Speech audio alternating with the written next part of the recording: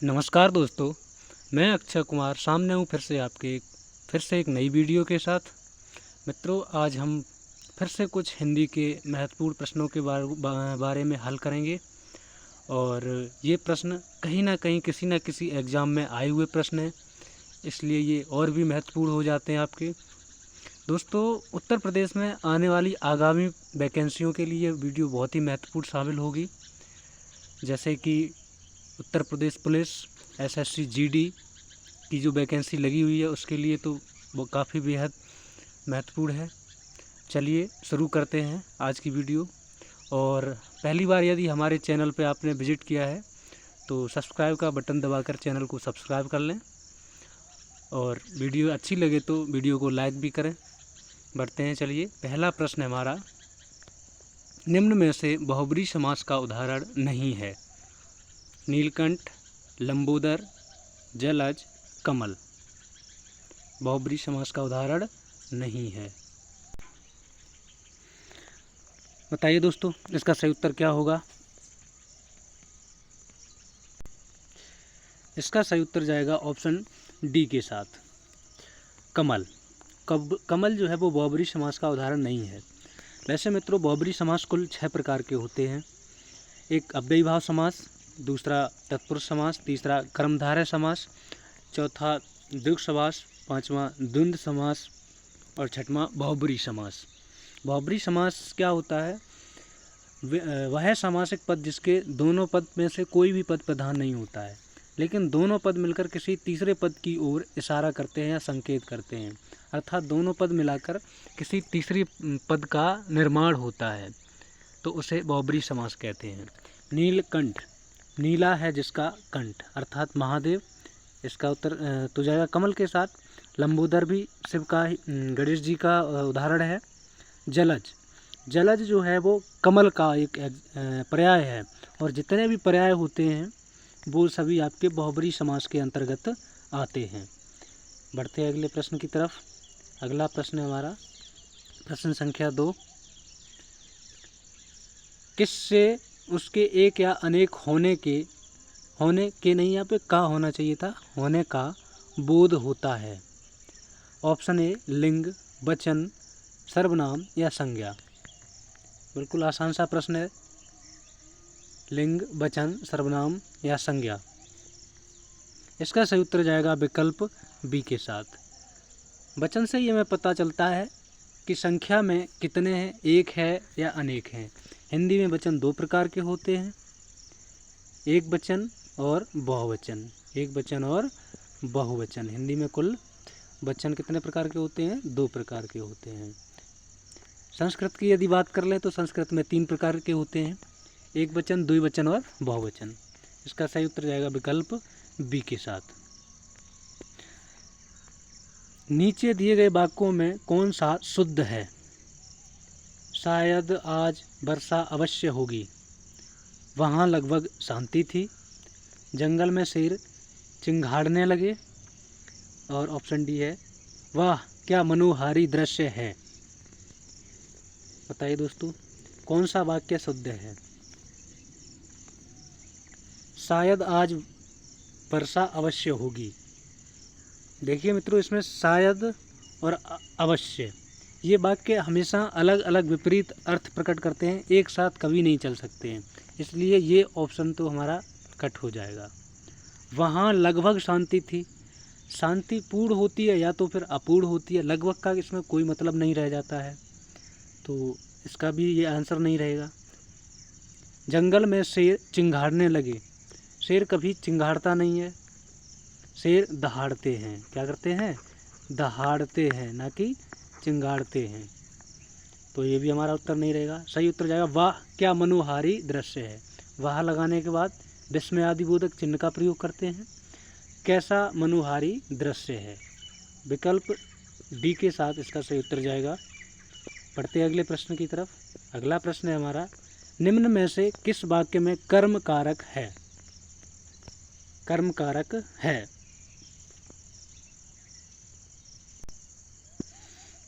वह दिन में आएगा, भूखों को खाना खिलाओ, पत्ता पेड़ से गिरा, मैं घर पर जाता हूँ। हिंदी में कारक कुल मित्रों 8 प्रकार के होते हैं। कितने होते हैं? 8 प्रकार के कारक होते हैं। कर्ता, कर्म, क्रिया, संप्रदान, अपादान, अधिकरण, संबंध, संबोधन आदि। ये कुल 8 प्रकार के कारक होते हैं। तो बताइए मित्रों इसका सही उत्तर क्या होगा? वह दिन में आएगा। मैं और पर अधिकरण की पहचान होते हैं। मैं और पर अधिकरण कारक की पहचान होते हैं। तो ये तो उत्तर नहीं रहेगा हमारा। अगला प्रश्न है इसका सही उत्तर जाएगा भूखों। कर्ता ने कर्म को, जो कर्म कारक है उसकी पहचान होती है को। तो इसका सही उत्तर जाएगा ऑप्शन बी के साथ। पत्ता पेड़ से गिरा। पत्ता पेड़ से गिरा यानी कि अलगाव हो रहा है, और जहाँ पर अलगाव होता है वहाँ पर अपादान कारक होता है। कौन सा? अपादान कारक होता है। मैं घर पर हूँ या घर पर जाता हूँ। तो पर और मैं ये भी आपका अधिकरण कारक की पहचान, ये इसमें अधिकरण कारक हो जाएगा। अधिकरण कारक। इसका सही उत्तर जाएगा विकल्प बी के साथ। निम्न में से कौन से शब्द स्त्रीलिंग हैं? जहाज, पर्वत, जलयान, वायुयान, जमीन, हकीकत, जुलूस, पहिया। स्त्रीलिंग शब्दों का चयन करना है। मित्रों जब भी ऐसे पुल्लिंग या स्त्रीलिंग के प्रश्न आ जाएं तो उनको वाक्यों में रख के आप प्रयोग कर सकते हैं। आसानी से इनको ढूंढा जा सकता है। जैसे जहाज उड़ता है ना कि उड़ती है। पर्वत खड़ा है ना कि खड़ी है।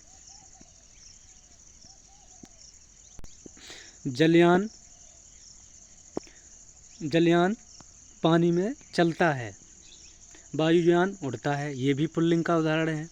जमीन खिसक गई स्त्रीलिंग है। हकीकत होती है ना कि होता है। जुलूस निकाला गया। पहिया टूट गया। तो इसका सही विकल्प जाएगा सी के साथ। जमीन और हकीकत स्त्रीलिंग शब्द हैं। बढ़ते अगले प्रश्न की तरफ। और अगला प्रश्न है हमारा, पद्मावत व अखरावट किसकी रचनाएं हैं? बहुत ही फेमस रचनाएं हैं और पिछले कुछ सालों में ये चर्चा में भी थे। पद्मावत तो बहुत चर्चा में थी। बताइए इसका सही उत्तर क्या जाएगा? Option A Nabhadas, B Tulsidas, C Keshavdas, D Jayasi. इसका सही उत्तर जाएगा विकल्प डी के साथ। पद्मावत और अखरावट ये एक राइटर हुए हैं, मलिक मोहम्मद जायसी। कौन? मलिक मोहम्मद जायसी, जिनके द्वारा ये पुस्तक लिखी गई है। ओके मित्रों, ठीक है। इसका सही उत्तर जाएगा विकल्प डी के साथ। अगला प्रश्न है, दिए गए शब्दों में कौन सा योग रूढ़ है?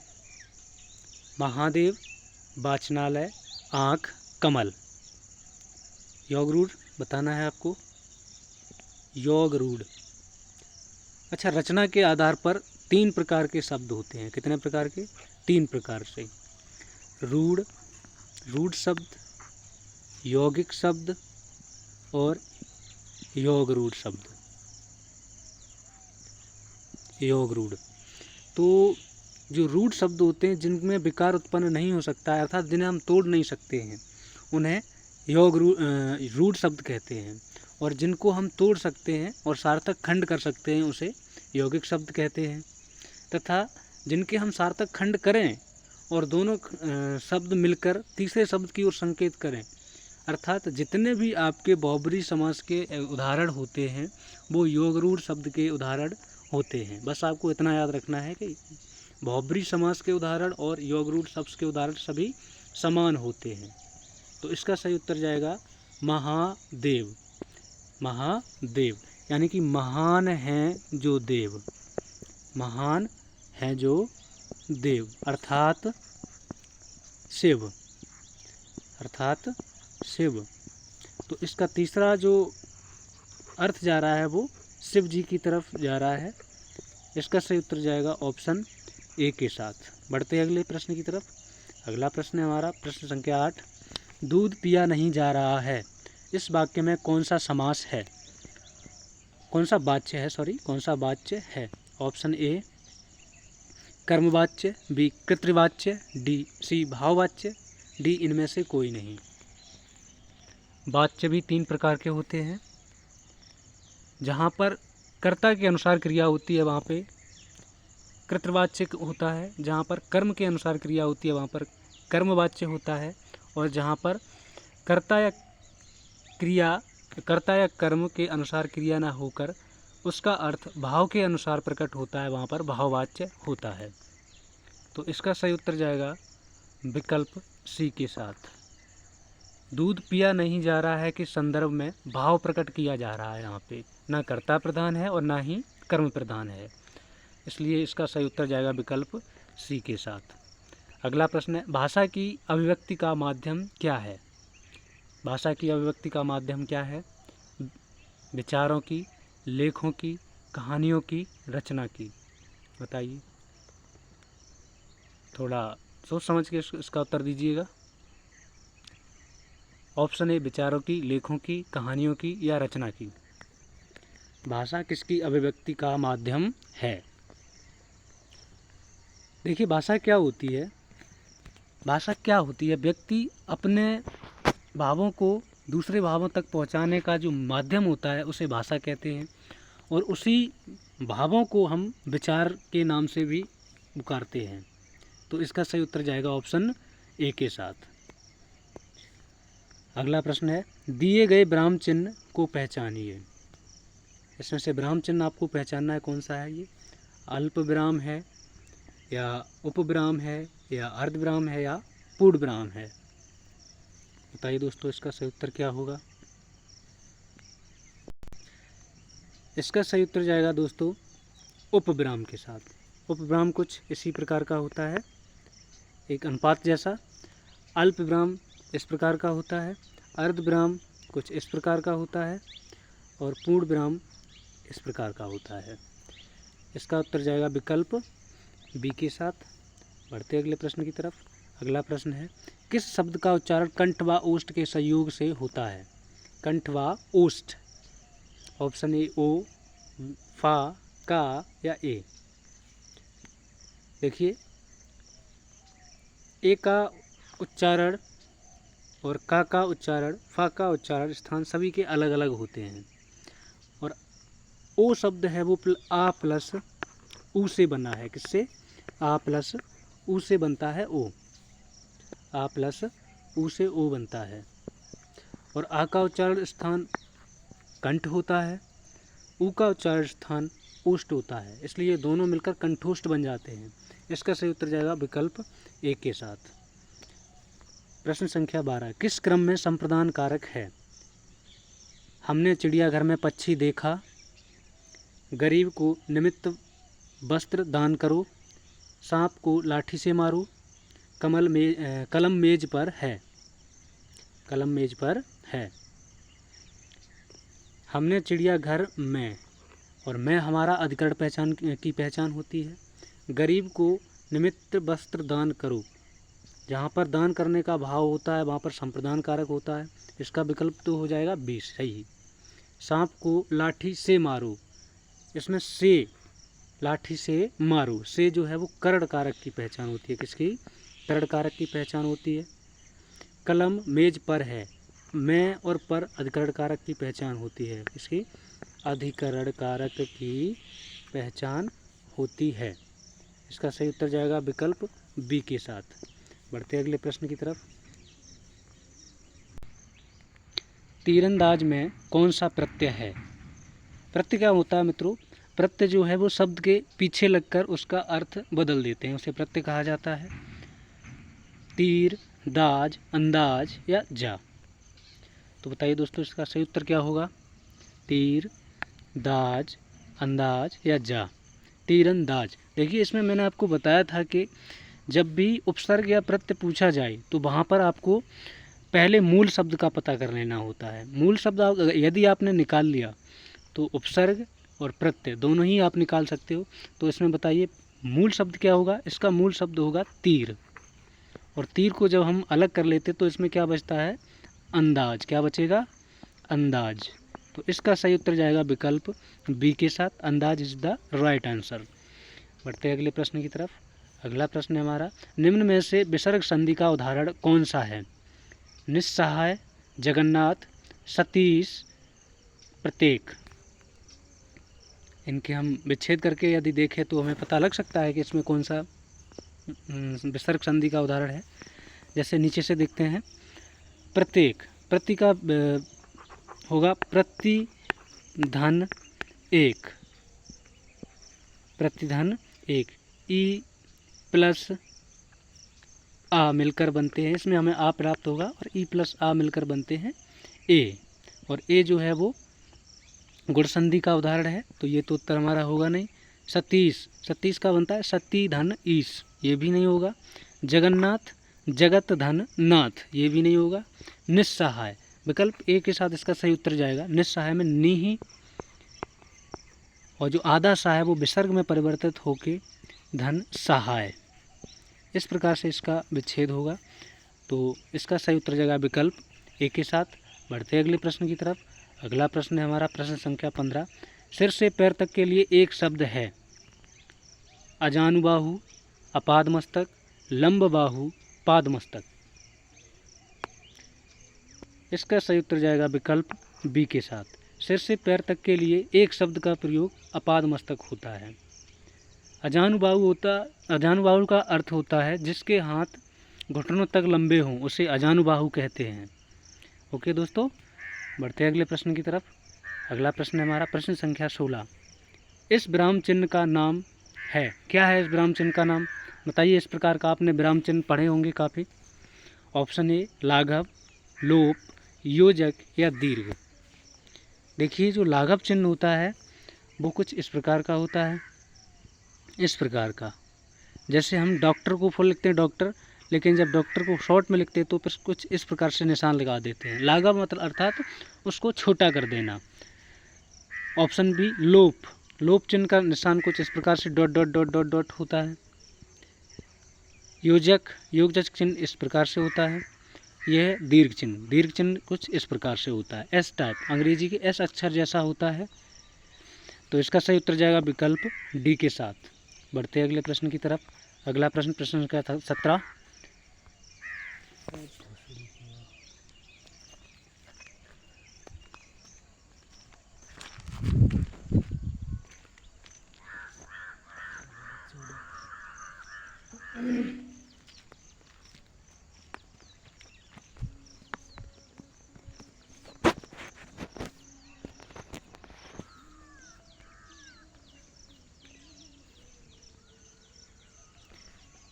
उपत्याका शब्द के लिए एक वाक्यांश है। पर्वत के ऊपर की भूमि, पर्वत के नीचे की भूमि, पर्वत की छाया, नृत्य की एक विद्या। उपत्याका जो शब्द है वो हमेशा पर्वत के नीचे की भूमि के लिए प्रयोग किया जाता है, अर्थात इसका सही उत्तर जाएगा विकल्प बी के साथ। और जो पर्वत होता है उसके नीचे की भूमि होती है उसे अधित्याका कहते हैं। क्या कहते हैं? अधित्याका कहा जाता है, अधित्याका कहा जाता है पर्वत की नीचे की भूमि को। ओके, इसका सही उत्तर जाएगा विकल्प बी के साथ। अगला प्रश्न हमारा प्रश्न संख्या 18, चिंतामणि के रचयिता हैं भारतेंदु हरिश्चंद्र, महावीर प्रसाद द्विवेदी, रामचंद्र शुक्ल, हरिऔध। बताइए दोस्तों। देखिए, जो भारतेंदु हरिश्चंद्र हैं उनको आधुनिक हिंदी का जन्मदाता कहा जाता है, और जो महावीर प्रसाद द्विवेदी हैं इन्हीं के नाम पर द्विवेदी युग नाम पड़ा हुआ है, और चिंतामणि के रचयिता रामचंद्र शुक्ल को कहा जाता है, इन्हीं की रचना है चिंतामणि। तो इसका सही उत्तर जाएगा विकल्प सी के साथ। बढ़ते अगले प्रश्न की ओर। मात्रा के आधार पर स्वर कितने प्रकार के होते हैं? Option A 2, B 3, C 4, D 5। मात्रा के अनुसार स्वर कितने प्रकार के होते हैं? बिल्कुल सरल आंसर पे क्वेश्चन है, इसका आंसर जाएगा विकल्प बी के साथ। मात्रा के आधार पर स्वर कितने प्रकार के होते हैं? 2 प्रकार के, 3 प्रकार के होते हैं मुख्यतः। जैसे कौन कौन से होते हैं? एक होता है ह्रस्व स्वर, दूसरा दीर्घ स्वर और तीसरा प्लुत स्वर। ये कुल 3 प्रकार के होते हैं। अगले प्रश्न की तरफ चलते। प्रश्न संख्या 20 है, निम्न में से भाववाचक संज्ञा कौन सी है? ऑप्शन ए कोयला, ऑप्शन बी बहाव, ऑप्शन सी कुंज, ऑप्शन डी प्रयागराज। ये प्रयागराज नहीं है, प्रयागराज है, प्रयागराज। तो बताइए इसमें भाववाचक संज्ञा कौन सी है। देखिए कोयला एक द्रव्यवाचक संज्ञा का उदाहरण है, ये नहीं है। बहाव देखो बहाव जो है ये भाववाचक क्रिया का उदाहरण है, इसका विकल्प तो बी सही रहेगा। अच्छा, बहाव किस संज्ञा से या किससे भाववाचक संज्ञा बनी है? कर्म से, क्रिया से, कारण से, किससे बनी है बताइए आप। देखिए बहना एक क्रिया होती है, बहना या बहाना, उसमें आव प्रत्यय लगकर बहाव क्रिया बनी है, संज्ञा बनी है, जिसका अर्थ भाववाचक संज्ञा है। कुंज एक आपका समूहवाचक संज्ञा आ जाएगा। प्रयागराज एक व्यक्तिवाचक संज्ञा रहेगी। ठीक है मित्रों, इसका सही उत्तर जाएगा विकल्प बी के साथ। अगले बढ़ते, छलिया में प्रत्यय है या, छा, लिया या। तो इसका मूल शब्द क्या होगा? इसका मूल शब्द होगा छल। क्या होगा? छल। और छल में या प्रत्यय लगाएंगे, क्या? या। अब इसको अलग कर लेंगे तो क्या निकलेगा? इसमें से या ही निकलेगा। देखिए छोटी की मात्रा अलग कर ली और या बचा है हमारे लास्ट में, तो इसका सही उत्तर जाएगा विकल्प डी के साथ। बढ़ते अगले प्रश्न की तरफ। अगला प्रश्न है, हाय फूल सी कोमल बच्ची, हुई राख की ढेरी थी, मैं कौन सा अलंकार है? उपमा अलंकार, अनुप्रास अलंकार, अतिशयोक्ति अलंकार, यमक अलंकार। बताइए दोस्तों इसका सही उत्तर क्या होगा? उपमा अलंकार में कौन सा उपमा अलंकार का उदाहरण है, या अनुप्रास अलंकार का उदाहरण है, या अतिशयोक्ति अलंकार का उदाहरण है, या यमक अलंकार का उदाहरण है? हाय फूल सी कोमल बच्ची, बच्ची कैसी थी? फूल सी थी। बच्ची कैसी है? फूल सी कोमल बच्ची। और जहाँ पर तुलना की जाती है उपमान की उपमेय से, वहाँ पर कौन सा अलंकार होता है? वहाँ पर होता है उपमा अलंकार। मैंने आपको बताया है कि जहाँ पर सा, सी, सम ये कुछ वर्ड हैं, जहाँ पर आपको दिख जाए तो वहाँ पर 100% उपमा अलंकार ही होगा। अनुप्रास अलंकार क्या होता है? जब किसी अनुप्रास में या वाक्य में किसी वर्ड या शब्द की आवृत्ति बार बार हो, वहाँ पर अनुप्रास अलंकार होता है। अतिशयोक्ति अलंकार में जब किसी बात को बढ़ा चढ़ाकर कहा जाए, वहाँ पर अतिशयोक्ति अलंकार होता है। यमक अलंकार में जब किसी वाक्य में एक शब्द आए और उस एक शब्द के कई अर्थ निकलें, वहाँ पर यमक अलंकार होता है। तो इसका सही उत्तर जाएगा विकल्प ए के साथ। बढ़ते अगले प्रश्न की ओर। अगला प्रश्न है हमारा प्रश्न संख्या 23। अकुल और व्याकुल का अर्थ है। अकुल और व्याकुल का अर्थ है कुलीन और भीतर, बी है अनुकूल और व्याकुल हुआ, सी है कुलहीन और व्याकुल, डी है अनुकूल और कुल में। बताइए दोस्तों अकुल और व्याकुल का अर्थ क्या होगा? देखिए कुलीन और भीतर इसके अर्थ नहीं है, बिल्कुल नहीं हो सकते हैं। अनुकूल और व्याकुल, देखिए व्याकुल का अर्थ तो व्याकुल ही होता है। व्याकुल का अर्थ क्या होगा? व्याकुल ही होगा। लेकिन जो अकुल है, अकुल में आ उपसर्ग है और कुल मतलब जो कुलहीन हो उसके लिए अकुल शब्द प्रयोग में लाया जाता है, और व्याकुल का मतलब व्याकुल है। इसका सही उत्तर जाएगा विकल्प बी के साथ।